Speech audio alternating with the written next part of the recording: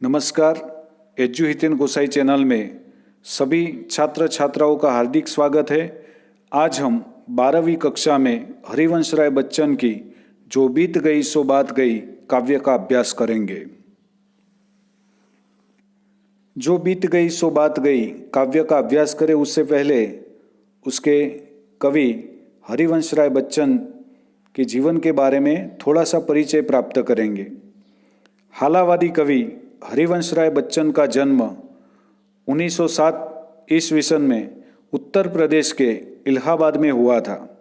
उन्होंने इलाहाबाद विश्वविद्यालय से अंग्रेजी में एमए तथा कैम्ब्रिज विश्वविद्यालय से पीएचडी की उपाधि प्राप्त की। इलाहाबाद में ही वे अध्यापक के रूप में नियुक्त हुए। तब उनकी ख्याति भारत भर में फैल चुकी थी। उन्होंने आकाशवाणी में हिंदी प्रोड्यूसर के रूप में कार्य किया।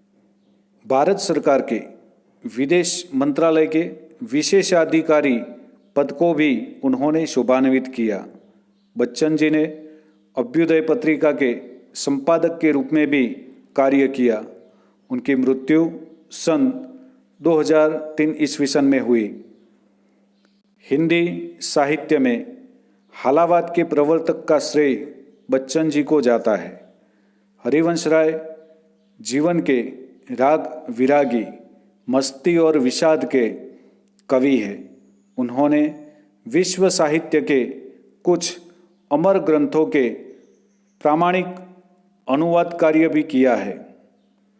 उनके प्रमुख काव्य संग्रहों में मधुशाला, मधुबाला, मधुकलश, निशा निमंत्रण, एकांत संगीत, आकुल अंतर, मिलन यामिनी और सतरंगिणी प्रमुख है। प्रस्तुत कविता सतरंगिणी नामक कविता संग्रह से ली गई है। इस कविता में कवि ने जो बीत गया उसके पीछे व्यर्थ में शोक न करने की बात को महत्व दिया है।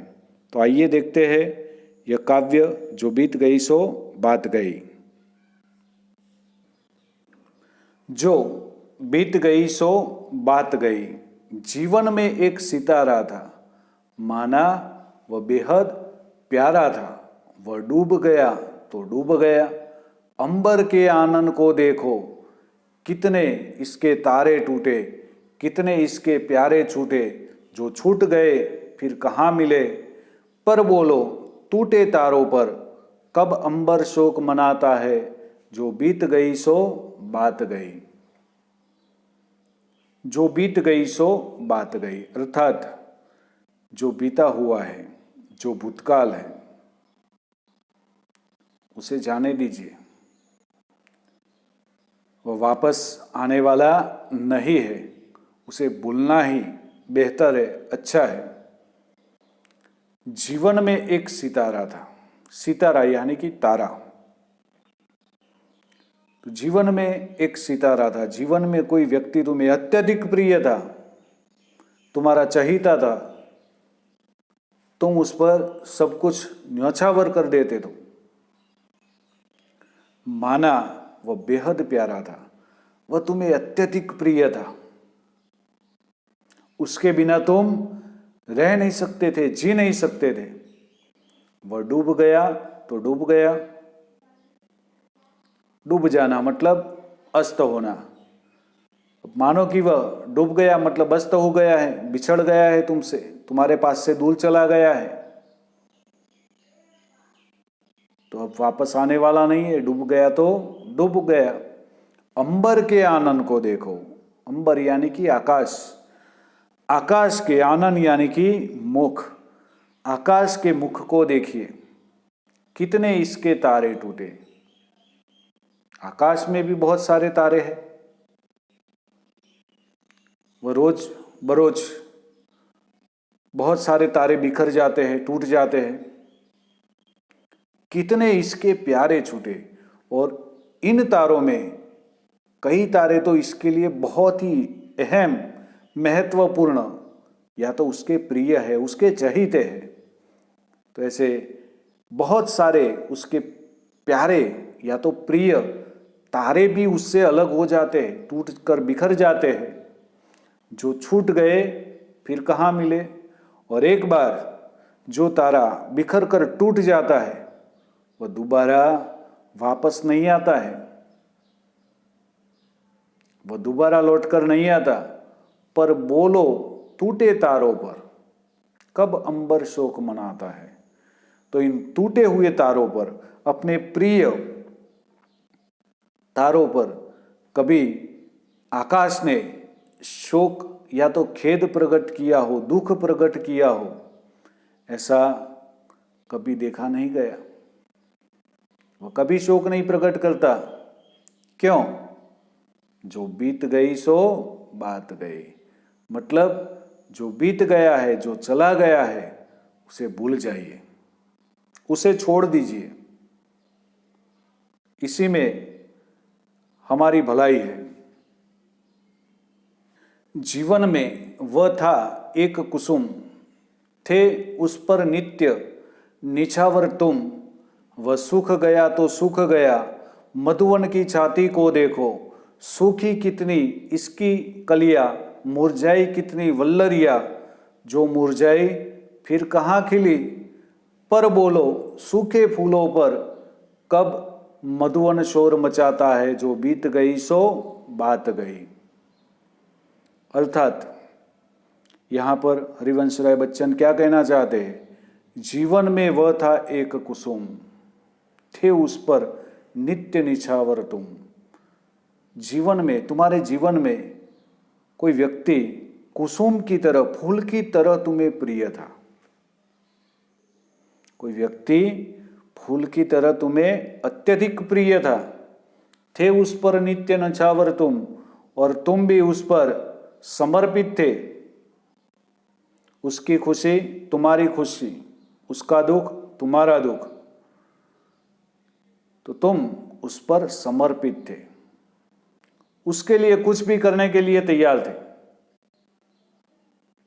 वह सूख गया तो सूख गया, वह प्रिय फूल सूख गया तो सूख गया, वह अब दोबारा नहीं खिल सकता। वह सूख गया तो सूख गया। मधुवन की छाती को देखो। मधुवन यानी कि बगीचा। तो मधुवन के छाती मतलब सीने को देखिए, मजबूत सीने को देखिए। मधुवन की छाती को देखना मतलब बगीचे के मजबूत सीने को देखिए। सूखी कितनी इसकी कलियां, हर रोज इसकी कितनी सारी कलियां सूख जाती है। मुरझाई कितनी वल्लरिया, वल्लरी यानी कि लता, उसकी कई लताएं हर रोज मुरझा जाती है। और जो एक बार मुरझा जाती है, जो मुरझाई फिर कहाँ खिली। जो एक बार मुरझाई गई लता वह दोबारा खिलती नहीं है। पर बोलो सूखे फूलों पर कब मधुवन शोर मचाता है। तो जो कलियां सूख जाती है, जो लताएं मुरझा जाती है, वह एक बार सूख जाती है, मुरझा जाती है, वह दोबारा खिल नहीं सकती है, दोबारा हरी भरी नहीं हो सकती है। पर उन पर मधुवन शोर कब मचाता है। तो ये जो बगीचा है कभी शोर नहीं मचाता, विलाप नहीं करता, रोता नहीं है। क्यों? क्योंकि ये कड़वा सच है। जो बीत गई सो बीत गई। जो एक बार फूल सूख जाता है दोबारा हरा नहीं हो सकता। जो एक बार लता मुरझा जाती है वह दोबारा हरी भरी या तो खिल नहीं सकती। और इसीलिए उस पर विलाप करना, रोना बेवकूफी है। जो बीत गई सो बीत गई। और इसीलिए तुम्हें भी अपने प्रिय पुष्प यानी कि फूल की तरह जो प्रिय था वह चला गया तुम्हें छोड़कर। तुम्हें अत्यधिक प्रिय था लेकिन वो गया तो गया, अब उसे याद करने से कोई फायदा नहीं है। जो बीत गई सो बात गई, जो बीता हुआ है उस बात को भूल जाइए। जीवन में मधु का प्याला था, तुमने तन मन दे डाला था, वह टूट गया तो टूट गया, मदिरालय का आंगन देखो, कितने प्याले हिल जाते हैं, गिर मिट्टी में मिल जाते हैं, जो गिरते हैं कब उठते हैं, पर बोलो टूटे प्यालों पर कब मदिरालय पछताता है, जो बीत गई सो बात गई। अर्थात यहाँ पर बच्चन जी क्या कहना चाहते हैं? जीवन में मधु का प्याला था। जो शराबी होते हैं उनके लिए शराब और शराब का प्याला सब कुछ होता है। उसके सामने पूरा परिवार रखो, लेकिन परिवार एक तरफ, शराब का प्याला एक तरफ। तो यहां पर जीवन में मधु का प्याला था, मधु यानी कि शराब।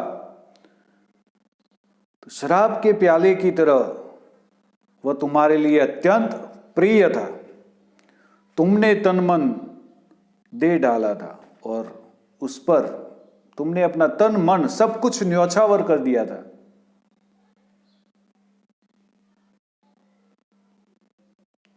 जीते थे जिसके लिए, मरते थे उसके लिए, मतलब सब कुछ वही था। तुमने उस पर अपना सब कुछ न्यौछावर कर दिया था, अपना तन मन पैसा सब कुछ। वह टूट गया तो टूट गया,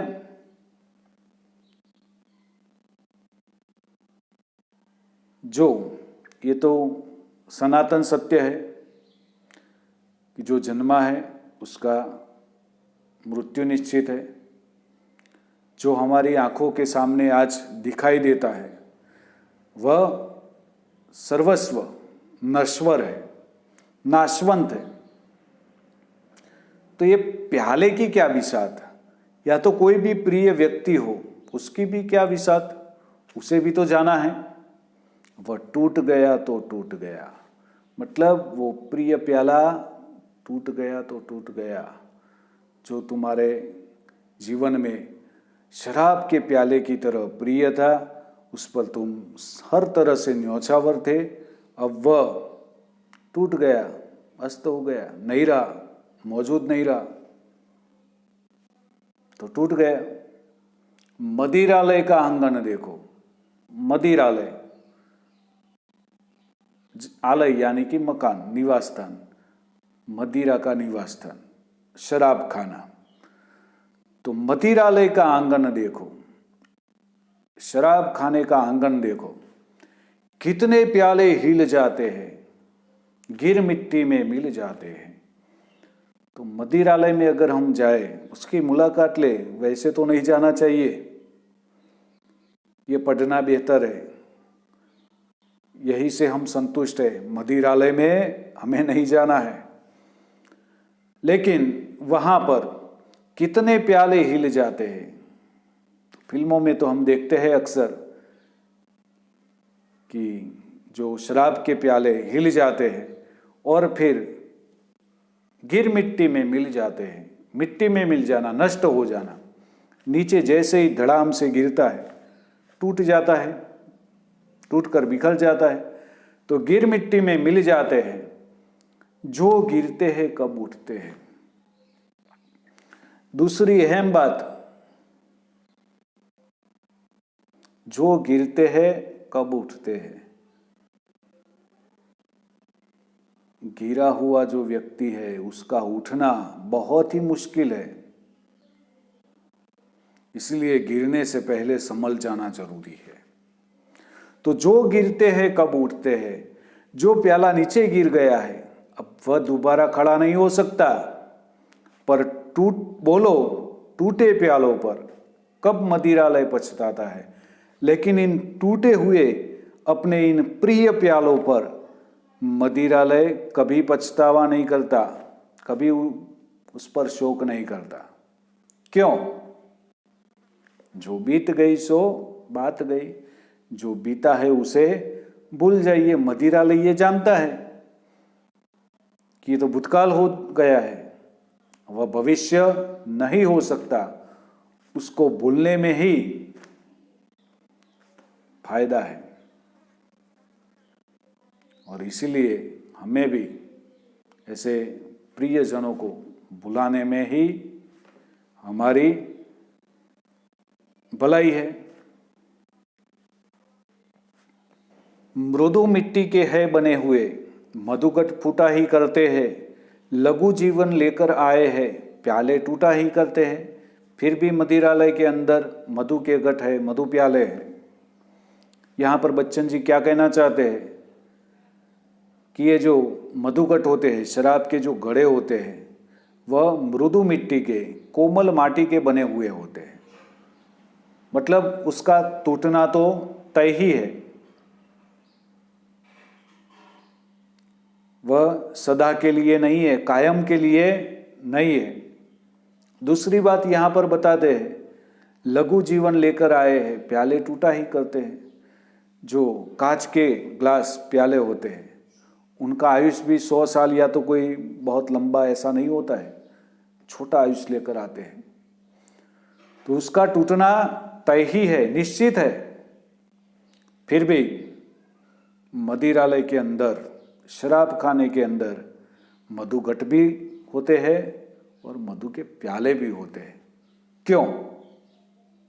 ये फिलसूफी है जीवन की। ये सब नाशवंत है, लेकिन नाशवंत है यह जानकर उससे हम दूरी बना ले,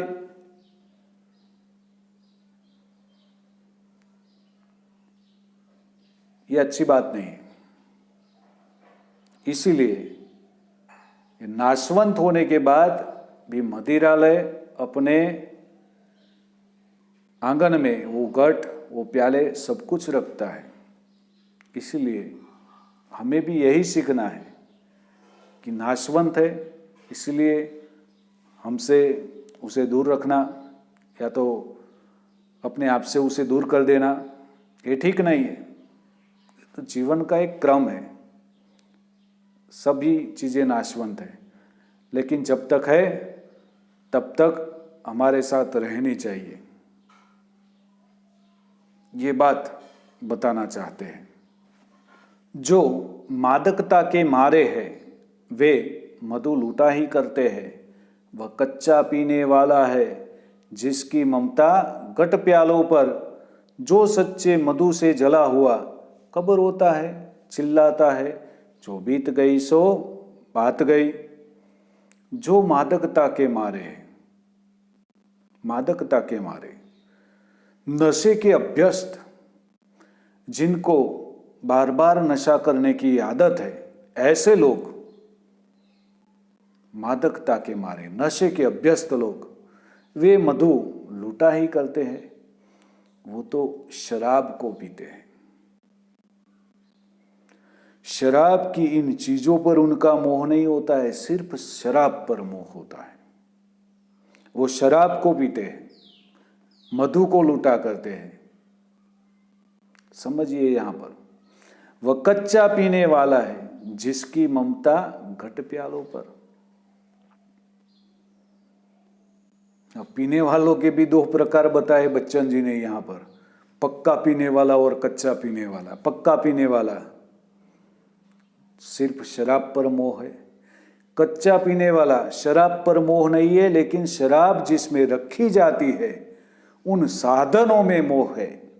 ऐसे व्यक्ति, वह कच्चा पीने वाला है जिसकी ममता घट प्यालों पर, जो मधु के जो गट होते हैं, घड़े होते हैं, जो प्याले होते हैं, उन पर जिनकी ममता होती है, वो कच्चे पीने वाले लोग हैं।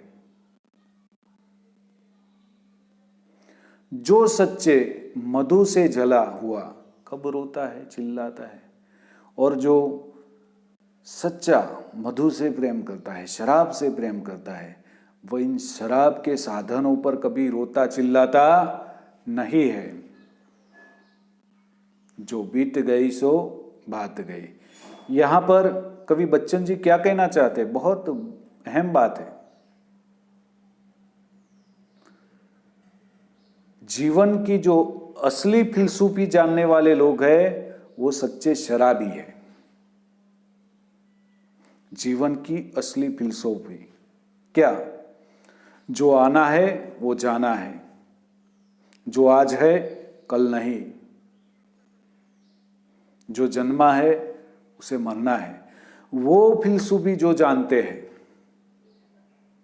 वो असली शराबी है, असली पीने वाले हैं, असली जानकारी रखने वाले हैं। और ऐसे लोग अपने स्वजन के जाने के बाद, अपनी प्रिय वस्तु टूट जाने के बाद, फूट जाने के बाद, या तो उसको नुकसान होने के बाद वह कभी शोक नहीं करते, कभी दुख नहीं करते। लेकिन जो दुख करते हैं वो जीवन की असली फिलसूफी जानते नहीं है, वो ही दुख करते हैं। प्रिय स्वजन के खो जाने के बाद जो रोता है वो नहीं जानता कि जो आया है उसको जाना ही है, इसलिए वह रोता है। लेकिन गांधी जी अपने प्रिय स्वजन खोने के बाद भी उनकी आंखों से कभी आंसू नहीं निकले। क्यों? जीवन की सही फिलसूफी जानते थे। तो असली शराबी वही है जो इन घट और प्यालों पर ममता नहीं रखता, और जो ममता रखता है वह जीवन की जो असली फिलसूफी है वह जानता नहीं है। असली फिलसूफी तो जीवन की यही है, जो बीत गई सो बात गई। जो बीता हुआ है उन बातों को भूल जाइए, भविष्य के बारे में सोचिए, आने वाले कल के बारे में सोचिए। बीती हुई बातों को भूल जाइए। तो यहाँ पर हरिवंश राय बच्चन हमें जीवन की असली फिलसूफी सिखाते हैं। ये तो सब प्रतीक है। ये जो मदिरालय है उसके घट, प्याले, कुसुम, वो जो मधुबन, आकाश, उसके तारे, वो सब प्रतीक है। लेकिन उसके आधार पर हमारे जीवन में असली फिलसूफी क्या आनी चाहिए? बीती हुई बातों को भूल जाना, भविष्य के बारे में सोचना, ये बात बताना चाहते हैं।